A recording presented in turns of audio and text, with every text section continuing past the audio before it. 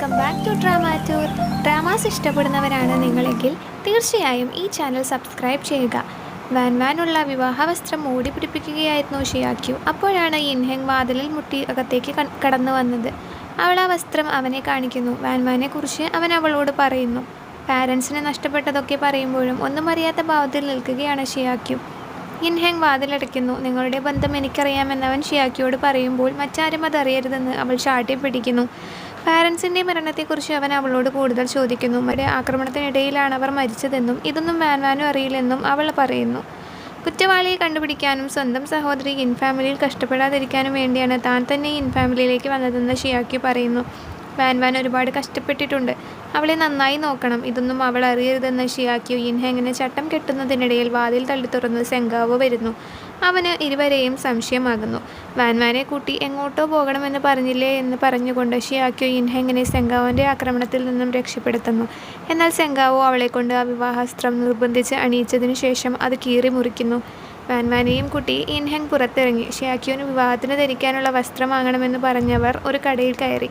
ശേഷം ചുറ്റും നോക്കാൻ യിൻഹെങ് ഒന്ന് മാറിയപ്പോഴേക്കും 10 വർഷം മുന്നേ പെൺകുട്ടിയെ ദത്തെടുത്തിരുന്നോ എന്നും ചോദിച്ച് ഒരാൾ ആ കടയിലേക്ക് വരുന്നു. കുറച്ച് ദിവസങ്ങളായി ഇതേ ചോദ്യം ചോദിച്ച് കുറേ ആളുകൾ വരുന്നുണ്ടെന്നും കടയുടമസ്ഥൻ യിൻഹെങ്ങിനെ അറിയിക്കുന്നു. അപ്പോഴേക്കും പുതിയ വസ്ത്രം ധരിച്ച് വാൻവാൻ പുറത്തേക്ക് വന്നു. ആ സൗന്ദര്യത്തിൽ യിൻഹെങ് ആകൃഷ്ടനാകുന്നു. ശേഷം ഇരുവരും വണ്ടിയിൽ കയറുന്നു. പരസ്പരം അവരിഷ്ടപ്പെട്ടു തുടങ്ങിയിരിക്കുന്നു. യിൻഹെങ്ങിനെ കൈപിടിക്കാൻ വാൻവാൻ ശ്രമിച്ചെങ്കിലും അത് നടന്നില്ല. യിൻഹെങ് അവൾക്കൊരു ഗിഫ്റ്റ് കൊടുത്ത ശേഷം ഇരുവരും കൈ കോർത്തിരിക്കുന്നു. ഇതെല്ലാം കണ്ട് ചിരിച്ചുകൊണ്ട് ഷിയാവു ഡ്രൈവറായി വണ്ടിയിൽ തന്നെയുണ്ട്. പാരൻസ് മരിച്ചതുകൊണ്ട് സ്വന്തക്കാരിയായി ഷിയാക്യു ഉണ്ടാകുമെന്ന് യിൻഹെങ് പറഞ്ഞത് കേട്ട് വാൻവാൻ സന്തോഷിക്കുന്നു. പഴയ വീട്ടിലേക്ക് പോകണ്ട, എനിക്കൊരു വില്ലയുണ്ട്. ഷിയാക്യുവിനോടൊപ്പം നാളെ അവിടേക്ക് പോയിക്കൊള്ളാനും അവൻ വാൻവാനോട് പറയുന്നു. മിസ്റ്റർ ഷെന്നിൻ്റെ വിവരങ്ങൾ അന്വേഷിക്കുകയാണ് മാസ്റ്റർ യിൻ. എന്നാൽ യാതൊരു കാര്യവും ഉണ്ടായില്ല. സെങ്കാവോ ഒരു സ്ത്രീയെ യിൻഹെങ്ങിൻ്റെ വിവാഹ ദിവസം കൊല്ലാൻ ആളെ ഏർപ്പാടാക്കിയത് അദ്ദേഹം അറിയുന്നു. തനിക്ക് ഉപകാരമില്ലാതെ സെങ്കാവോനെ കൊട്ടാരത്തിൽ നിർത്തിയിട്ട് കാര്യമില്ല. കൊലയാളിയെ ഏർപ്പാടാക്കിയത് വെറുതെ ആക്കേണ്ടെന്നും അദ്ദേഹം പറയുന്നു. വിവാഹത്തിനുള്ള പൊക്കെ തയ്യാറാക്കിക്കൊണ്ടിരിക്കുന്ന ഷിയാക്യുവിന് മരുന്നുമായി തോഴി വരുന്നു. മിസ്റ്റർ ഷെൻ എന്ന പേരിൽ ഷിയാക്യു രക്ഷിച്ച സഹോദരിമാരെക്കുറിച്ച് അവർ പറയുന്നു.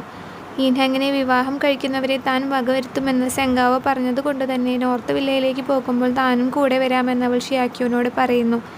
പുഞ്ചിരിയോടെ ഷിയാക്യു അവളോട് ഇതുപോലെ നിന്റെ വിവാഹം താൻ നടത്തി തരുമെന്നും നീ എൻ്റെ സഹോദരിയല്ലേ എന്നും ഒക്കെ പറയുന്നു. യിൻഹെങ് നല്ലവനാണ്. വാൻവാനുമായി കൂടുതൽ സമയം ചിലവഴിക്കാൻ തന്നെ സഹായിച്ചതാണോ യിൻഹെങ് എന്ന് ഷിയാക്യു ചിന്തിക്കുന്ന സീനിൽ ഈ എപ്പിസോഡ് അവസാനിക്കുന്നു. ഇനി എന്താണ് സംഭവിക്കുന്നതെന്നറിയണ്ടേ? അതറിയാൻ അടുത്ത വീഡിയോ വരെ കാത്തിരിക്കുക. ഇത്തരം വീഡിയോസ് ഇഷ്ടപ്പെടുന്നവരാണ് നിങ്ങളെങ്കിൽ തീർച്ചയായും ഈ ചാനൽ സബ്സ്ക്രൈബ് ചെയ്യുക. ഡ്രാമ സജഷൻസ് ഉണ്ടെങ്കിൽ കമൻറ്റ് ബോക്സിൽ പറഞ്ഞോളൂ.